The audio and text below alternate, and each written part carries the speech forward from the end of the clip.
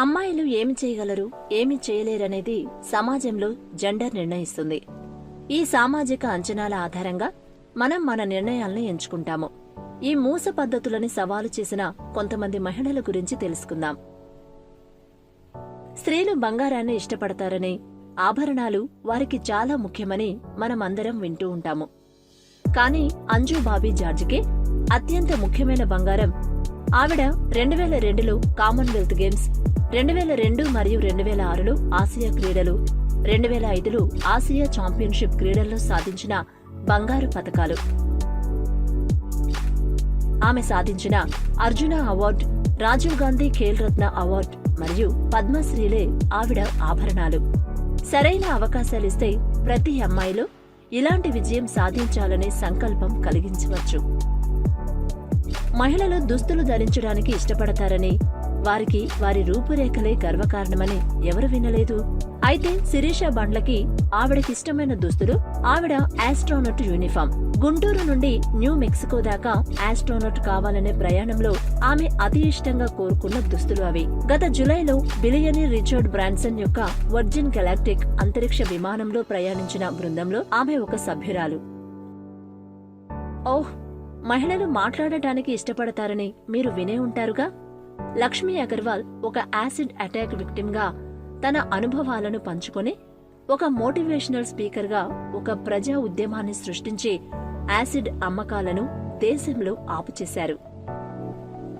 అలాగే స్త్రీలు ఇతరుల సంరక్షణ విధులలో రాణిస్తారని కూడా ఒక సామాజిక అభిప్రాయం. అది నీలం క్లేర్ ఖచ్చితంగా నిరూపించింది. ఆవిడ ప్రఖ్యాత నియోనాటాలజిస్టుగా 30 సంవత్సరాల కెరీర్లో నియోనాటల్ ఇంటెన్సివ్ కేర్ మరియు వెంటిలేషన్ పైన పనిచేసి ప్రీటర్మ్ పసిపిల్లల మనుగడ రేటును 90% మెరుగుపరిచారు. కుటుంబ సభ్యులకు ఆహారం ఇవ్వడం సమాజంలో మహిళల బాధ్యతగా చూపబడుతుంది.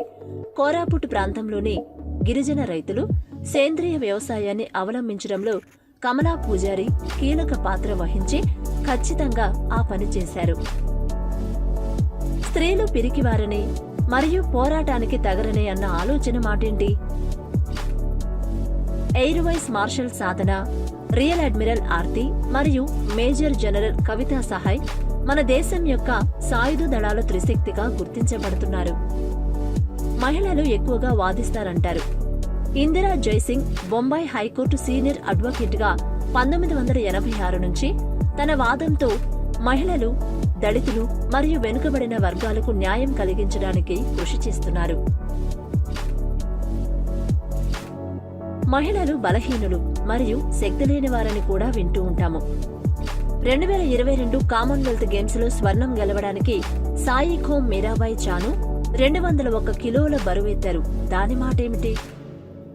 మహిళలు ఆర్థిక వ్యవహారాలను నిర్వహించలేరనే అభిప్రాయం కూడా ఉంది.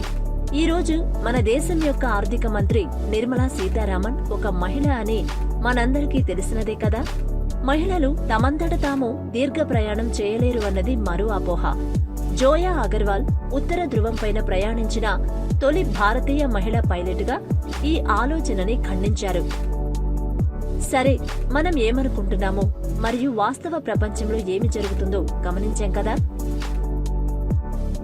కాబట్టి మనం ఇప్పట్నుంచి స్త్రీల గురించి ఆలోచించినప్పుడు వారి సామర్థ్యాన్ని పరిమితం చేసే ఆంక్షలు మరియు మోస పద్ధతులను విడిచి వారి గొప్పతనాన్ని గుర్తించుదాం. రండి, మనందరం కలిసి ప్రపంచాన్ని మరింత సరసమైన, లింగ సమానమైన మరియు మెరుగైన ప్రదేశంగా మారుద్దాం.